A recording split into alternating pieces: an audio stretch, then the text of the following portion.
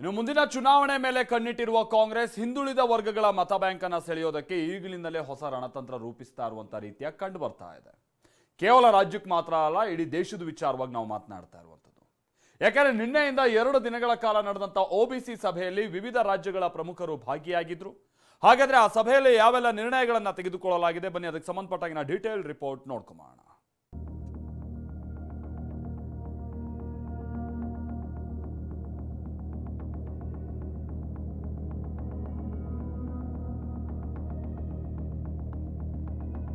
ಎಐಸಿಸಿಯ OBC ಸಲಹಾ ಮಂಡಳಿ ಬೆಂಗಳೂರಿನಲ್ಲಿ ಮೊದಲ ಸಭೆ ನಡೆಸಿದೆ. ಸಿಎಂ ಸಿದ್ದರಾಮಯ್ಯ ಇವತ್ತಿನ ಅಹಿಂದ ಸಭೆಯ ಅಧ್ಯಕ್ಷತೆಯನ್ನು ವಹಿಸಿಕೊಂಡಿದ್ದರು. OBC ಸಲಹಾ ಮಂಡಳಿ ಅಸ್ತಿತ್ವಕ್ಕೆ ಬಂದ ಬಳಿಕ ರಾಜ್ಯದಲ್ಲಿ ನಡೆಸಿದ ಮೊದಲ ಸಭೆ ಇದಾಗಿದ್ದು ಅನೇಕ ವಿಚಾರಗಳನ್ನು ಚರ್ಚಿಸಲಾಗಿದೆ. 20ಕ್ಕೂ ಹೆಚ್ಚು ನಾಯಕರು OBC ವರ್ಗಕ್ಕೆ ಹೆಚ್ಚಿನ ಪ್ರಾತಿನಿಧ್ಯ ಹಾಗೂ ಕೇಂದ್ರದ ಜನಗಣತಿ ವೇಳೆ ಜಾತಿಗಣತಿಯನ್ನ ಹೆಚ್ಚು ಪರಿಣಾಮಕಾರಿಯಾಗಿ ಮಾಡುವ ಬಗ್ಗೆ ಚರ್ಚಿಸಿದ್ದಾರೆ. ಕಾಂಗ್ರೆಸ್ ನಾಯಕರು 2 ದಿನಗಳ ಕಾಲ ಸುದೀರ್ಘ ಚರ್ಚೆಯನ್ನ ನಡೆಸಿದ್ದಾರೆ.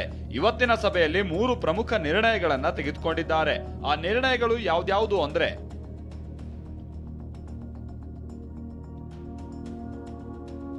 ರಾಷ್ಟ್ರದಲ್ಲಿ ಸಾಮಾಜಿಕ, ಆರ್ಥಿಕ, ಶೈಕ್ಷಣಿಕ, ಉದ್ಯೋಗ, ರಾಜಕೀಯ ಸ್ಥಿತಿ ಬಗ್ಗೆ ಸಂಪೂರ್ಣ ಗಣತಿಯಾಗಬೇಕು.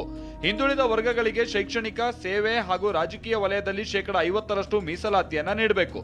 ಖಾಸಗಿ ಶೈಕ್ಷಣಿಕ ಸಂಸ್ಥೆಗಳಲ್ಲಿ ಆರ್ಟಿಕಲ್ 15 ಸಬ್ಸೆಕ್ಷನ್ 5 ಪ್ರಕಾರ ಮೀಸಲಾತಿಯನ್ನ ನೀಡಬೇಕು ಅನ್ನೋ ನಿರ್ಣಯಗಳನ್ನ ಸಭೆಯಲ್ಲಿ ಅಂಗೀಕರಿಸಲಾಗಿದೆ. ಇವತ್ತು ಕೂಡ ಚರ್ಚೆ ಮುಂದುವರಿಯಿತು. 2 ದಿನಗಳ ಕಾಲ ಚರ್ಚೆ ನಡೆದಿದೆ. ಸಲಹಾ ಸಮಿತಿಯ ಮಾನ್ಯ ಸದಸ್ಯರುಗಳು ತಮ್ಮ ಅಭಿಪ್ರಾಯಗಳನ್ನು ವ್ಯಕ್ತ ಮಾಡಿದ್ದಾರೆ. ಸಭೆ ಪ್ರಾರಂಭ ಆಗೋಕ್ಕಿಂತ ಮುಂಚಿತವಾಗಿ ಇವತ್ತು ಪ್ರಮುಖವಾಗಿ 3 ನಿರ್ಣಯಗಳನ್ನು ಸಭೆಯ ಮುಂದೆ ಮಂಡಿಸಿದ್ದು. ನಾನು ಬೆಂಗಳೂರು ಡಿಕ್ಲರೇಷನ್ ನಿರ್ಣಯವನ್ನು ಮಂಡಿಸಿದೆ. ಸಭೆಯ ಸರ್ವಾನುಮತದಿಂದ ಆ ನಿರ್ಣಯವನ್ನು ಅಂಗೀಕಾರ ಮಾಡಿತು.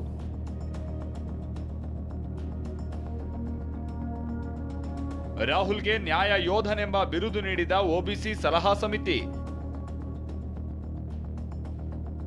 ಇಷ್ಟೇ ಅಲ್ಲ, ಲೋಕಸಭಾ ವಿಪಕ್ಷ ನಾಯಕ ರಾಹುಲ್ ಗಾಂಧಿಗೆ AICC OBC ಸಲಹಾ ಸಮಿತಿ ನ್ಯಾಯ ಯೋಧ ಎಂಬ ಬಿರುದನ್ನ ನೀಡಿದೆ.